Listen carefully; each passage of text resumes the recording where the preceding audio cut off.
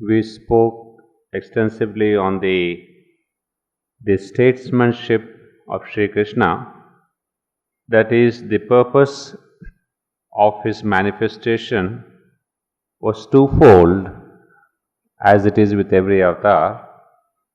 One is to bring down a higher consciousness in the evolutionary process, and the other is to bring out the next evolutionary step on the human level itself. That is, to raise humanity to a higher step of socio-political life itself. That is, there is the advent of the higher consciousness, and there is an ascent to a higher grade of evolution. So, like we saw in Sri Krishna, his entire purpose on the physical level was to bring about the nationhood of India, to raise the country from the level of the clans to the next step in evolution, that is the level of the nation itself. So, that was the main objective on the physical level of Sri Krishna's birth. On the level of consciousness, of course, we have talked about it in brief. That is the bringing down the overmental consciousness. And we also made a brief comparison between Sri Krishna's and Sri Aurobindo's roles and purposes and contributions. Sri Aurobindo took or is taking evolution to the next level of the human unity, which is beyond the level of nations.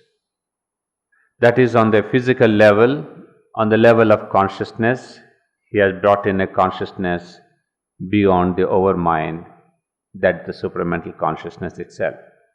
And just as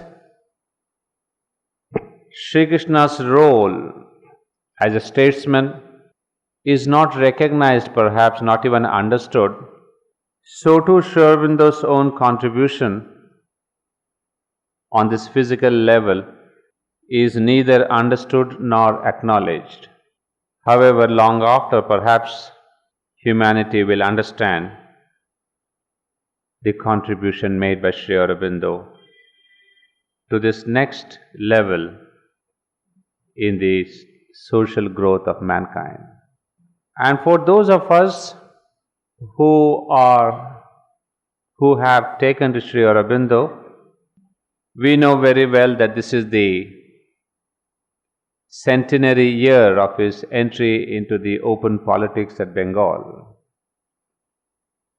I think many people in Gujarat and Bengal are celebrating this year.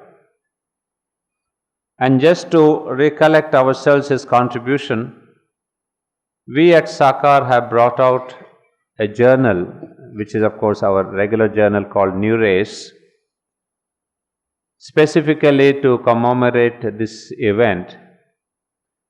So this is a selection of articles on political life of Sri Aurobindo, as well as the contemporary people, what they thought of Sri Aurobindo as the statesman and the politician. And these are also, there is also included some great people like Subhash Chandra Bose and Rabindranath Tagore, etc., what they thought of Sri Aurobindo, the politician. Well, as most of you would know here, Sri Aurobindo really always considered himself not a philosopher, but a poet and a politician. So it was important to see what is his political vision. Because now that we see in the light of Sri Krishna, the avatar has always a social role. Otherwise, the work that he does on the evolutionary level may not be that visible immediately. So Sri Ram did that, Sri Krishna did that, and Sri Aurobindo has done that. So everywhere they have contributed immensely to the social upliftment itself, and which of course the contemporaries may not understand, but in the evolutionary process we come to see what is their role. Well, having said that about the divine teacher, we have seen the one of the aspects, the statesman. Then yesterday we saw the other aspects of Sri Krishna too. That means we have enumerated, not dealt in detail, because those aspects of the inner divine, the avatar, the Lord of Yoga, the transcendent divine, all these will be taken up in the Gita itself. Now today I would like to take up the chapter itself, as I had given an extensive introduction and covered some of the important points. I thought of taking up some readings from the chapter 2, the Divine Teacher. If you have the books, please open para 3, because first and second paragraphs we did cover extensively in our yesterday's talk. In para 2, just the preceding one, we see Sri Aurobindo enumerating the 3 important things in the Gita: the teacher, the disciple, and the circumstance. And we have dealt with the circumstance extensively. Then we took up the teacher, but we have something more, the other aspect of the divine teacher, and Sri Aurobindo is going to reveal that aspect which is most seen by humanity at present, the aspect of the avatar. Para 3. India has from ancient times held strongly a belief in the reality of the avatar, the descent into form, the revelation of the Godhead in humanity. In the West, this belief has never really stamped itself upon the mind, because it has been presented through exoteric Christianity as a theological dogma without any roots in the reason and general consciousness and attitude towards life. All existence is a manifestation of God, because He is the only existence, and nothing can be accepted as either a real figure or else a figment of that one reality. So we are just getting an introduction to this concept of avatar.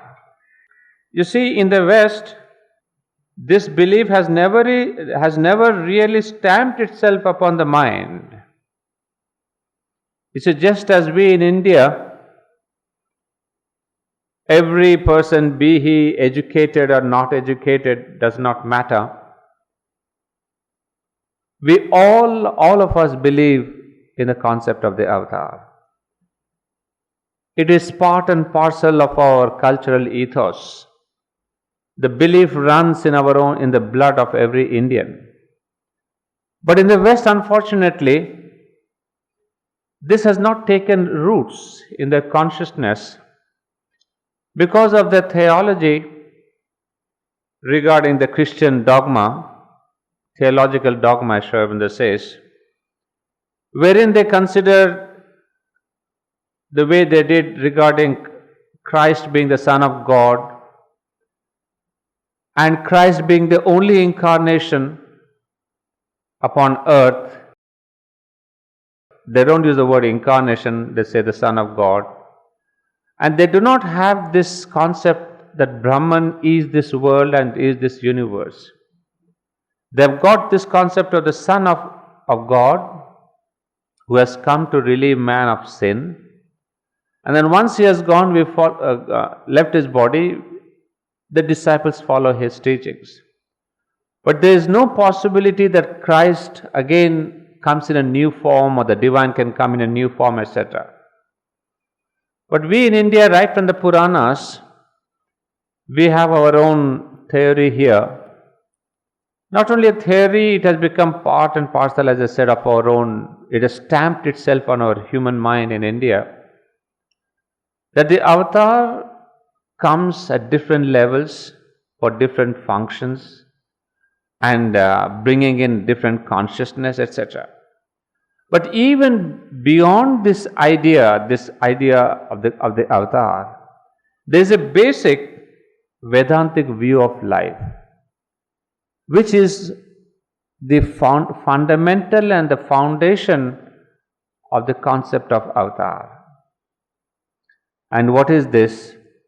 It says the Vedantic view of life and taken firm root in the consciousness of the race, and that idea is basically all existence is a manifestation of God. Therefore, every conscious being is in part or in some way a descent of the infinite into the apparent finiteness of name and form.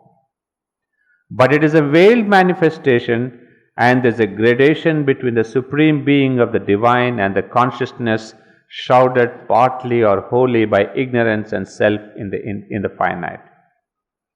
This is the basic idea.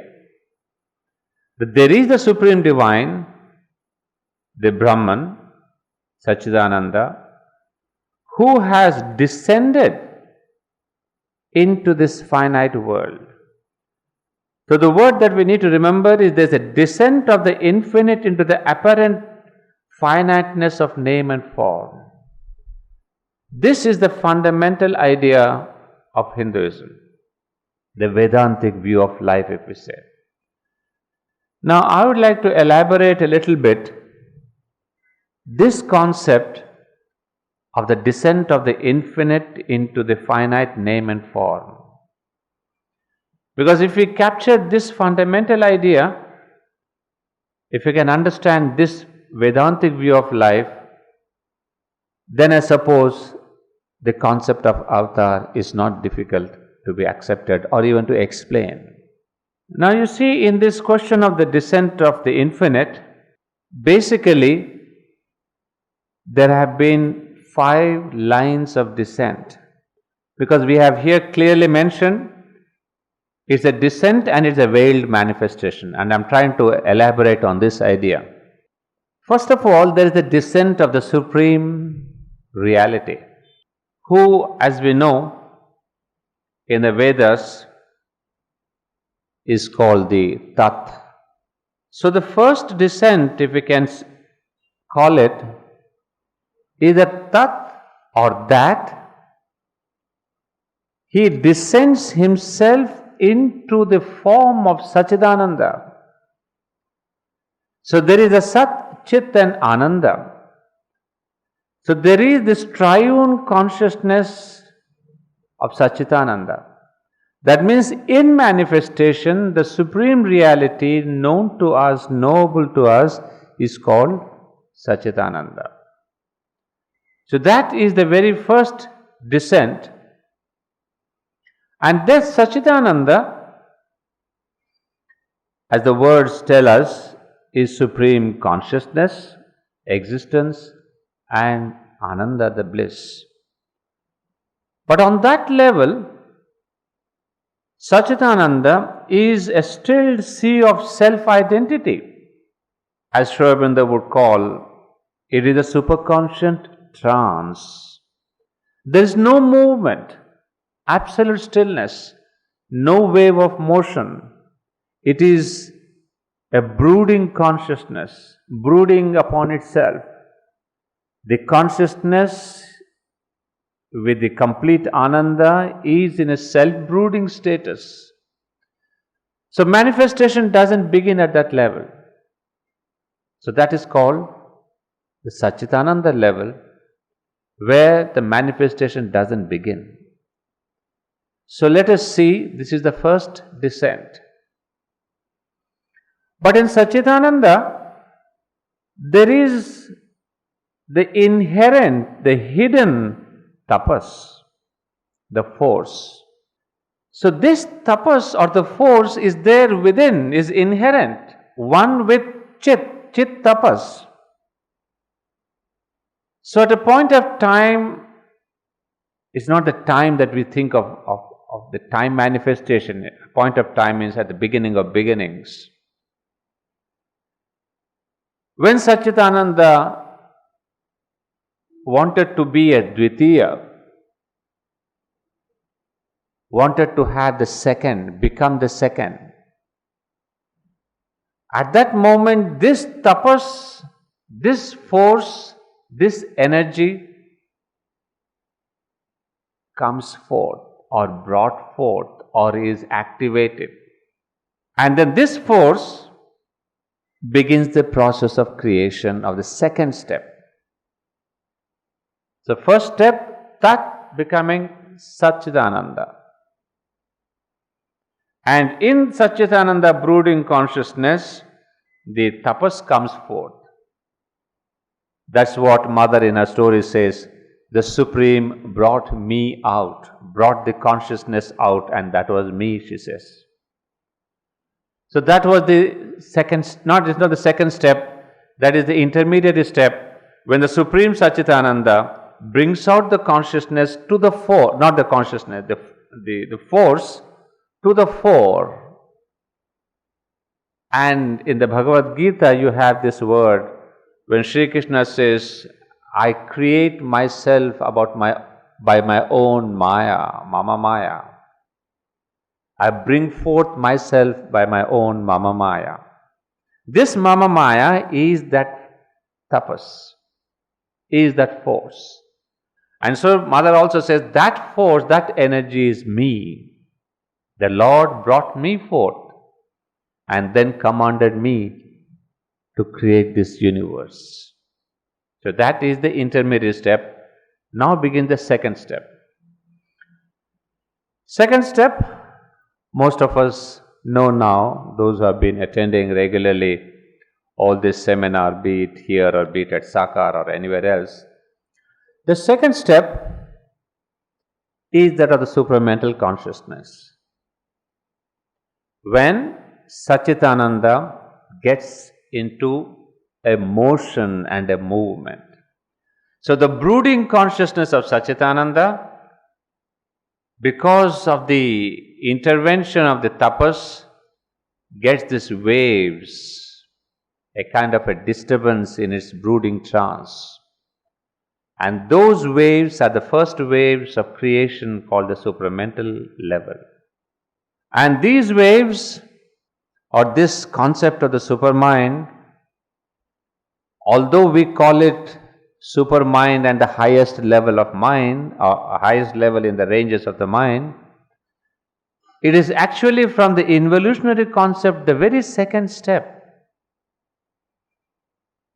So it is that world and consciousness which were remotely spoken of both by Plato and Plotinus. Well, those of you who have received the bulletin of this August, see there is a wonderful conversation, letters from a disciple to Sri Aurobindo, where they discuss about Plotinus and Plato. Sri Aurobindo does say that Plato did get high intuitions.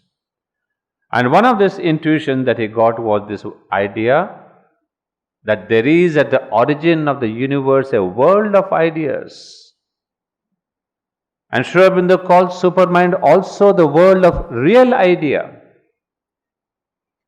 Of course, Plato does not come to the level of the proximity of supermind, but conceptually, he had the right intuition that the whole world begins with the real idea or the truth consciousness or the supermind.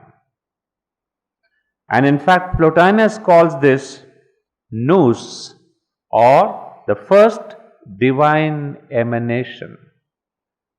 And Sri Aurobindo does regard Plotinus as a realized being, a realized person, a spiritual person.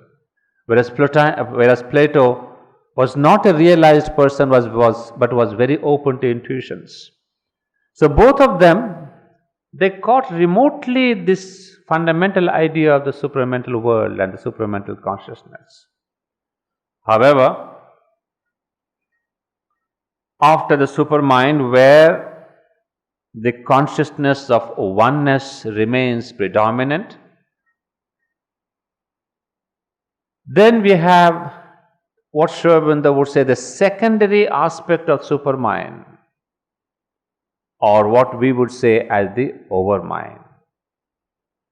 Then we have this overmental consciousness, wherein there is the beginning, as most of us know who are reading the Life Divine, there is a beginning of avidya, maya, or ignorance.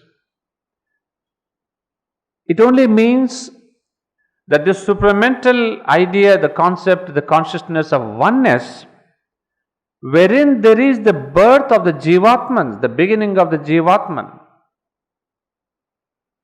But on the overmental level, there is the beginning of a differentiation. The consciousness of oneness gets a bit shadowed, overshadowed. It goes a bit into the background. The consciousness of the many comes forward. It's not yet separated. Please remember, the word is differentiated. So it is, say on a paper, you have here a picture on the journal, where you see different squares. So you can differentiate here that there are 6 rectangles on the side of Sri Aurobindo, the 6 pictures. You can differentiate each one of them. But you are not yet separated them. Separate means I would take a pen, take a scissor and cut them out and take out 6 pieces and put them on the table. That would be separation. Whereas this is only differentiation. If I ask you how many squares are there, you would say there are 6 squares. You can differentiate. So there is a oneness. The totality is that there is one single page. The page has not been cut off. There is the totality of a one page, but there are 6 squares in that with a big rectangle where Sri Aurobindo sits. That is called the differentiation.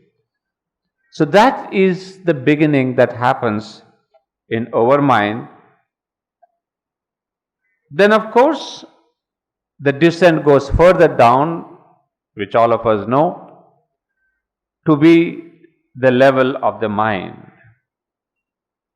There are intermediary levels called the intuitive level and the illumined level and all that. We are not getting into those levels because they are basically powers of overmind working in the mind. So why Sri Aurobindo does not give a distinction to the illumined mind or the higher mind or the intuitive mind, a separate existence, is because these levels are more or less an extension of overmind into mind. So the exact difference comes only after overmind in the mind.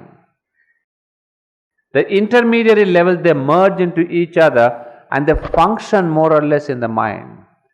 So we are not giving a different, separate evolutionary status to these levels. Although they exist separately, they do not have an evolutionary status. Let's remember that. However, next we come to the mind, wherein we have lost the sense of unity completely. We have become multiplicity. We have become individuality. And complete individuality is so much so because of our ego sense that this sense or the idea of unity is a kind of idealism and imagination. We may say whatever we want to say, Hindu people unite or the Muslim people unite or the Aurobilians unite or the Ashramites unite. The word unite itself for our mind is nothing but a congregation. We have all come here, maybe there are 60, 70 people. It's a congregation of bodies. Beyond that, all of us may be in a different consciousness, thinking of a different thing. So that unity does not exist on the mental level. So when we speak of unity on a mental level, it's more a concept. an imagination and an ideal. We don't go beyond. That's why when the mother has established the township of Oroville based on spiritual unity, she is not gathering of 15,000 people there from different nationalities. That is not unity.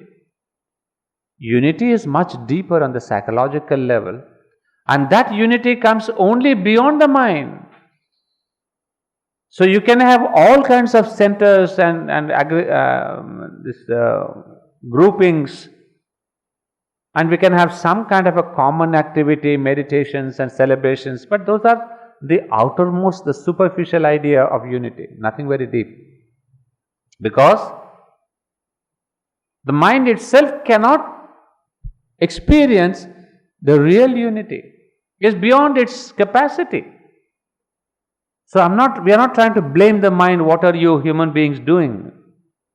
Well, human beings will say this is the best we can do without mental consciousness. Call for a group, go for a celebration, go for a picnic, do this, do that. So what we have to learn here is mind is a stage where the divine consciousness loses completely its sense of unity and becomes the multiplicity. Then below mind we have, of course, the level of life, wherein we have not only separate egos, but we have the birth of the passion, the desires, the hunger. That means now we are beginning to grab each other, eat each other, kill each other, possess each other. So the separation is so much so that we are now beginning to pounce on the others and grab them, possess them in whatever way. A tiger pounces on the deer and grabs the material, physical into its own physical body. That's called the hunger. Then you call on the human being the desire. Desire also is a kind of a possession. Just on the physical level, you take the possession of matter into your mouth. On the level of desire, you take the other person and you want to possess him. So it is a kind of an emotional possession, but is nevertheless you are grabbing. This is where the human relations go wrong, when there is the possessiveness. And then a little higher, what we have called is the question of love. Love comes in only on the level of the mind, not on the level of the life. But that too, our love is again a reflection and a reminiscence of the vital desire. There is no pure love at all on the mental level.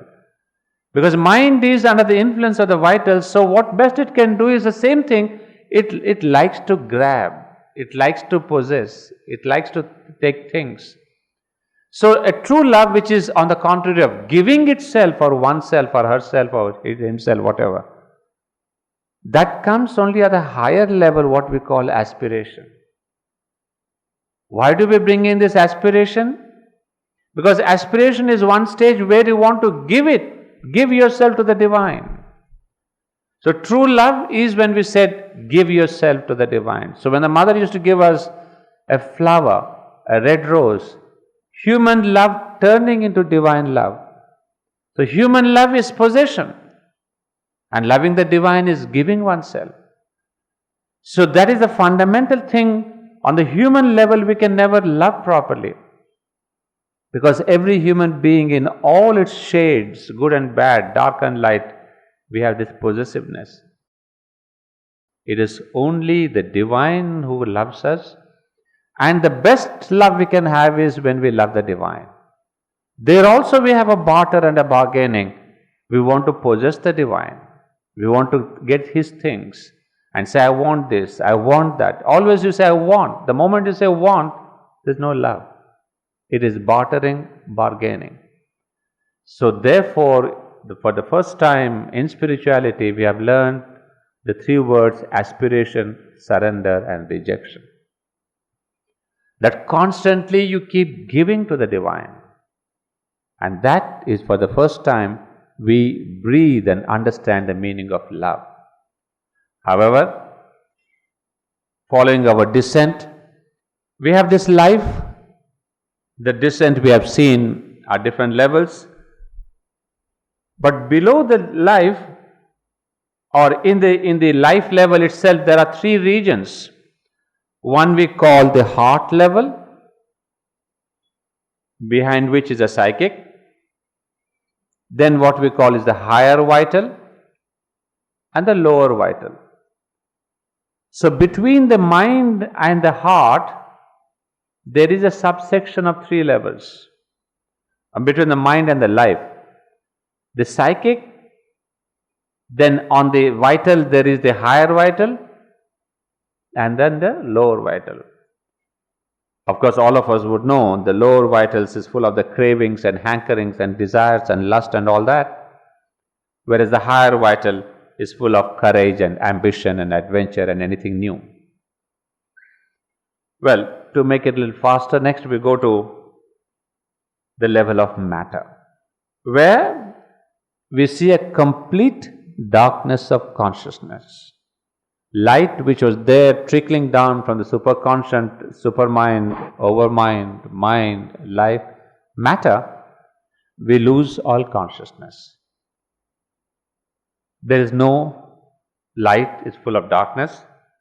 So this is what we say, which most of you knew, but in the context I had to repeat that, is the one line of descent. But in this line of the descent, what Sri Aurobindo says here, descent of the infinite into the finiteness of name and form. So this is the descent of the infinite into the finiteness of form. So there is only an impersonal aspect here. So this is the impersonal aspect, or we can say the impersonal descent. But along with this, we have the second line of descent, which is the personal aspect.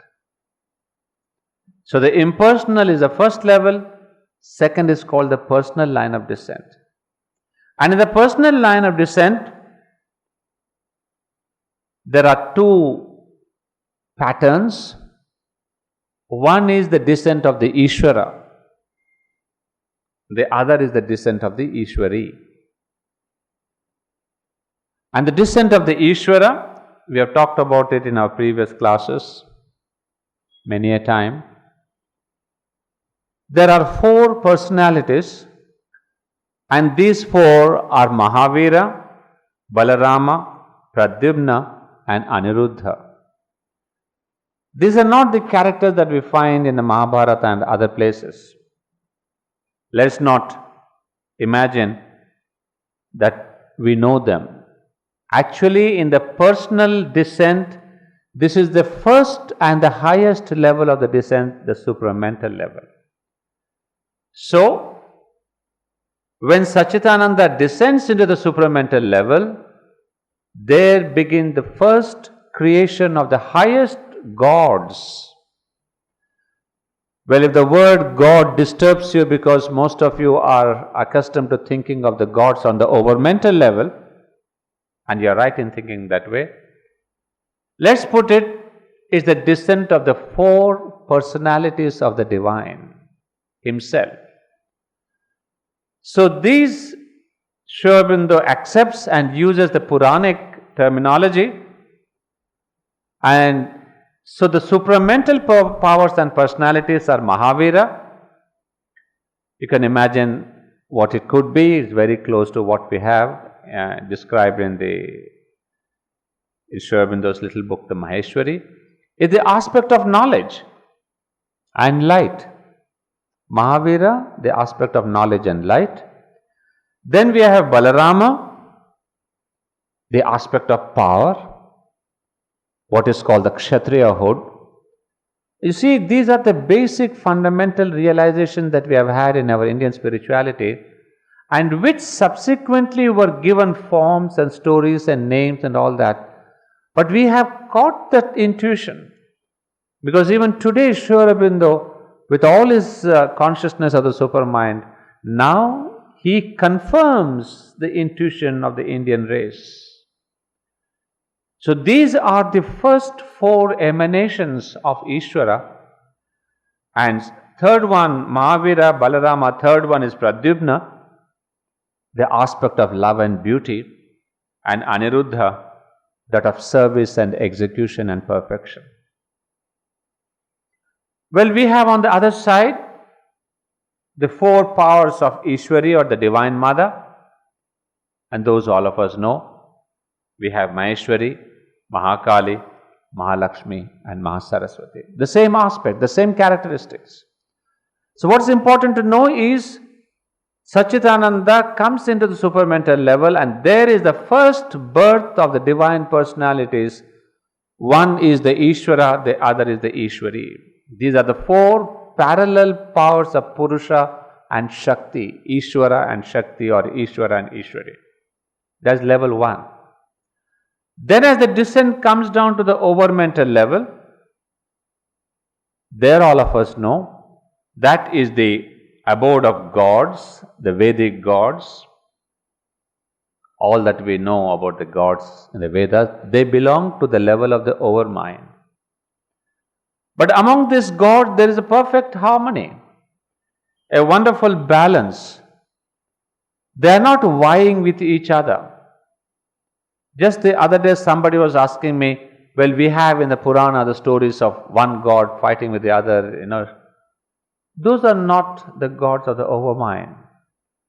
Those are intellectual conceptions of these gods. Gods per se, they do not fight among themselves. They are more or less complementary. They bring in a kind of a balance and an equilibrium in the world of gods.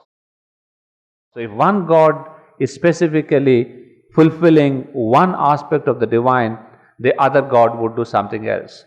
So there is a harmony fulfilling the divine fiat. So that is the world of the Vedic overmental gods. Now, between the overmind and the mind, we have different levels. We said illumined mind, intuitive mind, etc. But what about the beings? Well, there are also what is called the lesser gods. In French, the mother calls them formateur. In English, perhaps, it is lesser gods or formators, if there's an English word, but it's French is formateur. Those who really do not create on themselves or by themselves, but they fulfill what the overmental gods tell them to do. They are kind of the guardians of these levels of consciousness. So they are, if I can say in a little easy manner, they are the assistants of the overmental godheads.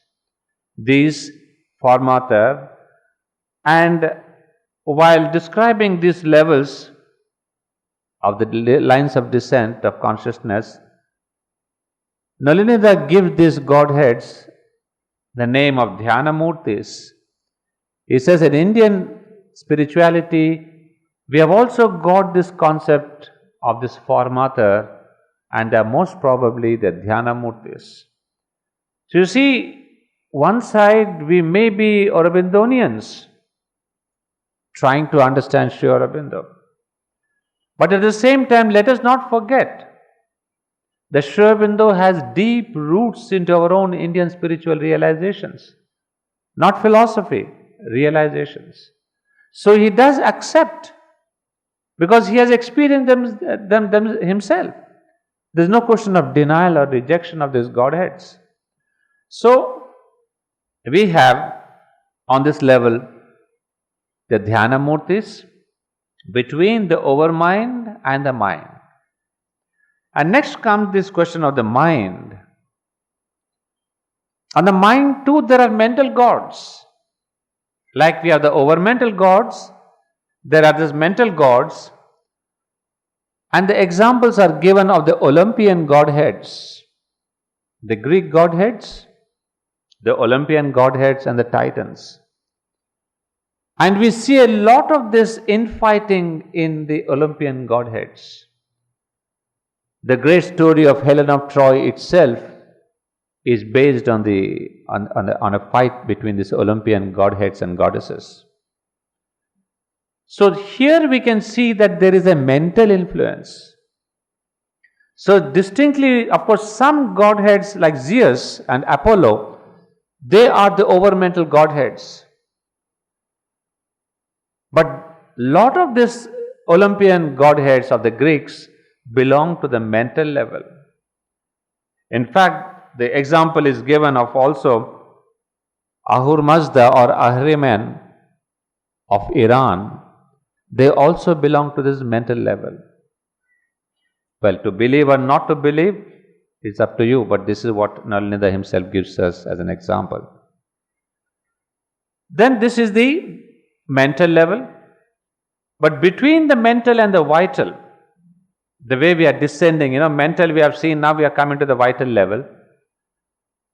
In between the mind and vital, there are again not godheads, you don't call them anymore godheads, but the same powers of consciousness which are called asuras.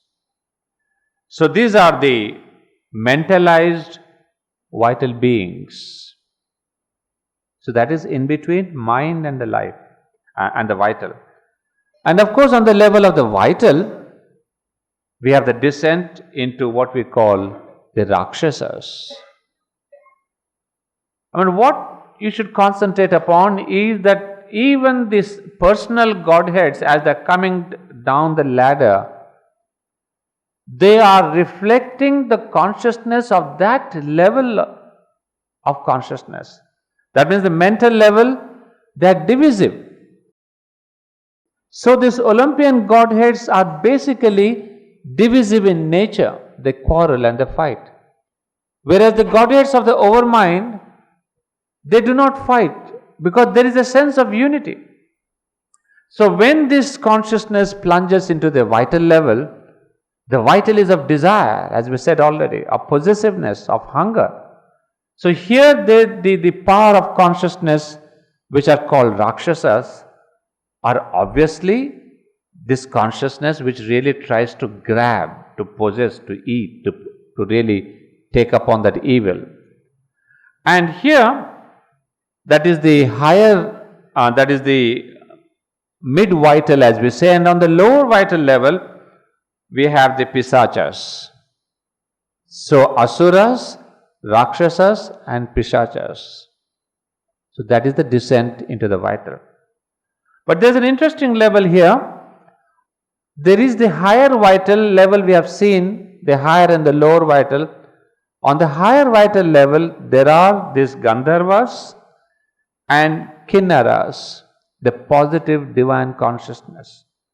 All this, if you have, most of you have read, not if you have read, if you read Savitri, the world stairway that is described in the ascent of Ashwapati, you come across all these things that I am describing here, even with examples. So Gandharvas you come across, Kinnaras you come across, all the beings of this world you come across. Up there the descriptions are acutely beautiful. So this is how we have come to the level of the vital. And then right on the level between life and matter, again there are beings. And those are these goblins, the little fairies, the little wood gnomes. The gnomes are the little beings that play in the woods. And most of you may remember Mother herself had this contact with these gnomes in Paris when she used to go to that big forest, Black Forest or something. So she could contact these gnomes and the fairies and all that. So what is interesting, of course, is to see this same question, that single line that inspired me to go into this research, the descent of the infinite into the apparent finiteness of name and form. So we see now how there is a descent of the infinite at every level. And it is because of this descent, now depending on our consciousness, if we are between the life and the matter, then we are under the influence of these goblins and fairies and gnomes.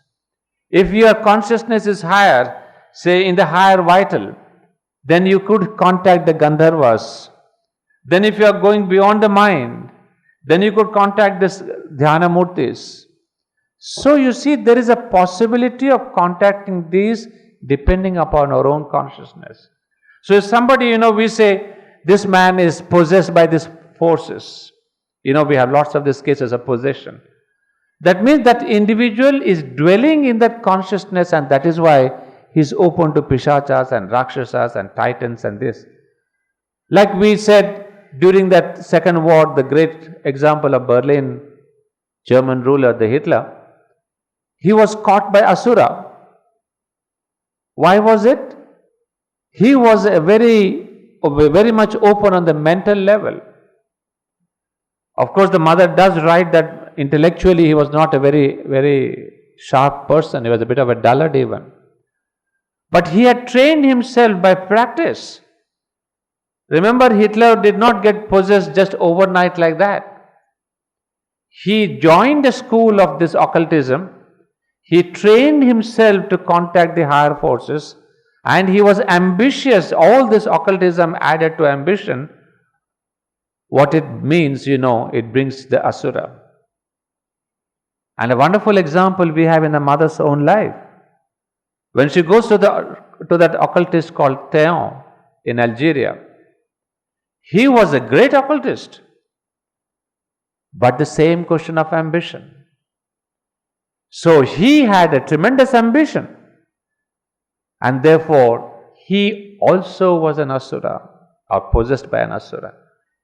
It is his wife, Madame Théon, who did not have this ambition, who was a great occultist but minus ambition, and therefore she was a positive being, a positive personality who could help the mother in her own lessons.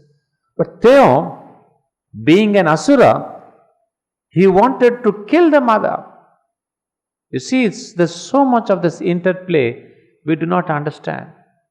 So that is why when Sri Aurobindo tells us about the consciousness, so it is a question of living on that particular level of consciousness, and then you have a correspondence with that particular gods or the beings. Well, that is the second level of the descent. Then we have the third level of descent. All of us know, all of you know here, is the descent of the Jivatman into the world. And Jivatman, it is an individual self which is actually beyond evolution, but it is an individual self means what? Let me clarify this notion, because a lot of people confuse the Jivatman and Atman and all that. Jivatman is that individual self of this Supreme Satchidananda consciousness on the supramental level, or what we say in the Life Divine, Sri Aurobindo describes 3 levels of the supermind itself. And one thing, friends, remember, whenever we talk about a level, over mental or a supramental or illumined consciousness, always remember it is not a static, a single stereotype, well-defined consciousness. There are always internal shades of levels, and that is what is important when we come to supermind. Also, there are 3 levels of supermind itself.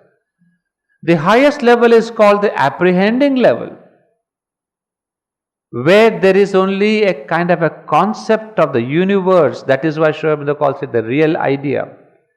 The whole universe and the manifestation that is going to be is planned out to the last details in this apprehending consciousness of supermind. It is on that level that there is a birth of the Jivatman. There is an individualization of the Supreme. So these Jivatmans, they descend into the world. Everywhere I am just talking to you about the single sentence, remember, the descent of the infinite. So the descent of the infinite is 5-fold. One, we have the Satchidananda descent, then we have the personal descent, then we have the descent of the different Godheads, and this is the 4th level, the descent of the Jivatman into the world as the psychic being. So, the psychic being that has come into us is actually a descent of the Jivatman as the soul into the form itself. When we say every form, every atom has got the spirit, is the divine. In fact, we said every atom is Brahman. This is the meaning, that there is the descent of this Brahman into the atom, into the Jivatman comes there, but this soul, in fact, it gets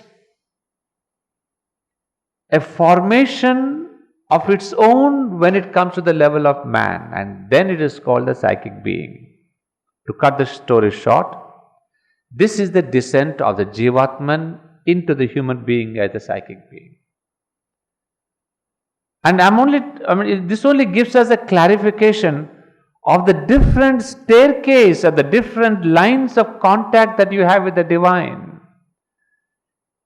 The Supreme Tat becoming the Satchitananda, then there's a level of the four beings, the personal descent of the four great personalities, then there's a third level of the Godheads, then there's the level of the psychic being. So till now humanity has taken recourse to these Godheads, the overmental Godheads, the mental powers, the vital powers. We have played, perhaps if I can say the word, havoc between ourselves and this overmental Godheads. Now what Sri Aurobindo has brought in along with this Gita focuses your contact with the divine on the psychic being. It says, don't go to all these Godheads of the Vedas. They are true, they are real, they are powerful. But there is this descent of the Jivatman in you, the psychic being. And then he would say, I am there. So you see, Sri Krishna has completely shifted the evolutionary process in India, the spiritual process in India.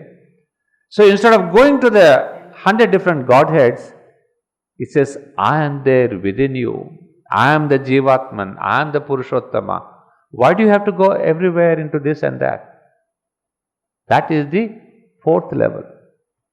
Then there is the last and the fifth level, which is what that we are going to describe here. That is the level of the avatar. The Supreme coming down in the human form, he comes through directly without any intermediary. So he doesn't come through the supermind, he doesn't come to the overmind, he doesn't come anywhere. That fifth one is again a direct descent of the Supreme into the physical of the human being, into the physical form of man, of the human being. So this is what we call avatarana, incarnation, the descent of the divine in order to effectuate or to help humanity in two ways. Well, we'll get greater and more detailed description, but just to finish the story that I started, he comes because we are not able to follow the gods. Gods may be helpers when we are in trouble, but the gods are not real inspirers. I don't feel like following Varuna or Indra or Agni or Mitra or anybody. I appeal to them when I need help. But when I want to do sadhana, they are not my inspiration. So the avatar comes down in order to say, look, I will show you by my own example. No Indra and Varuna and Mitra can come and sit down like them on your side, and like the mother who took the children on her lap, patted them. When the children were in tears, she would console. She would talk to us. She would play with us. Which God could do that? No God ever did that. So that's why the gods are always up there or up in the temples, closeted in that sanctum sanctorum. We have to please them. take offerings, take gifts, take this, take that. Because they were up there, out there. But here is the descent of the avatar. The gods go away from you, the avatar comes to you. Because it says, I will give you a personal example of how to really ascend, grow higher in your own consciousness. So that is why every avatar undergoes, not necessarily, but takes up the human suffering as part of his life. So that the man should not say, hey, you are an avatar, you did not have any suffering. We are human beings, we are suffering. On the contrary, Sri Aurobindo would say, I have undergone every suffering and therefore I have a solution for every suffering.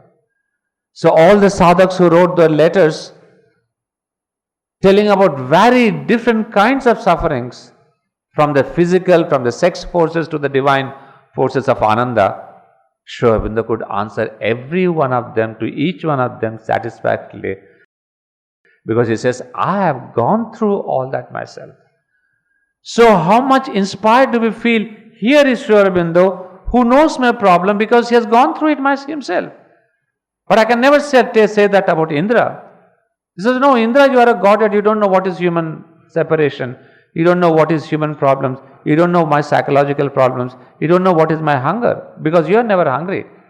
But here is a god, here is an avatar who went hungry in London for a whole year.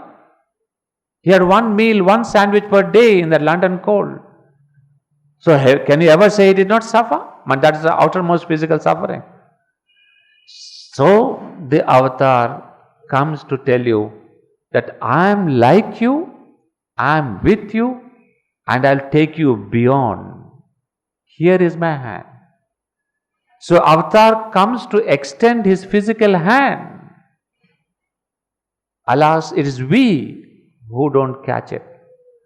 But this, the mother and Sri Aurobindo's life, it is galore with examples. Galore. I'm not getting into that session of the mother and Sri Aurobindo. So number one, he always gives us a personal example and takes humanity forward. And the second important thing about this descent, why does the Supreme descend? Number one, as I told. Secondly, the Supreme does not, cannot, in the law of nature, transform the world from a non-physical status. If the Supreme is there on the overmind, on the supermind, or on the illumined mind, or on the higher mind, he cannot effectuate the transformation as if when he comes in the physical, he can. That means there is an impact of his physical being upon the physical earth. And after all these avatars, you call them 10 avatars, Dashavataras, whatever you want. They have come for the sole purpose of taking this earth towards a transformation of the physical. They have spoken, they have not spoken, it does not matter. Because the ultimate aims of the avatars is to transform this world. So each avatar has been a step toward this ultimate transformation, and Sri Aurobindo is that ultimate step, wherein he says, we have come, I have come many a time before, but the whole idea has been this transformation. So Sri Aurobindo now reveals openly that this is the purpose for which I have come. So he is, as the mother says, the last avatar in the human body. But at the same time, do you remember 1972 August 15th message? He is one more step in eternity. Look at this magnanimous, fantastic, incredibly infinite vision. If Sri Aurobindo is one more step in eternity, so you can see how far is our evolution going to be. At present, he is the highest rung of this evolution. No doubt about it. Because he has brought the present evolutionary cycle to a close. And then he has at the same time opened the next evolutionary cycle beyond this earth, beyond this earth. He's taking it into the supramental. So now this is the whole story. And this we may not know in all its details. The details that Nalinida describes, taking from Mother and Sri Aurobindo, the hints, the details that Sri Aurobindo describes in Savitri, we don't know. But every Indian knows this much: there is an avatar. Because there is the divine. All this is Brahman. So you can imagine if a nation, if a country with billions of millions of people knows this secret, it may not follow. It may have even forgotten about it. But still, because of this innate knowledge, it is not difficult for India and Indians in the general to accept this view of the avatar, which the Western mind cannot accept because they do not have this fundamental philosophy of life. That is why we call our country a spiritual country, because it's seethed with this concept, with this experience of spirituality. So friends, this has been just an introduction to this, the divine teacher. So that is why when he says, I have come, yuge, now you know why he has come. And now we know the purpose of all these avatars.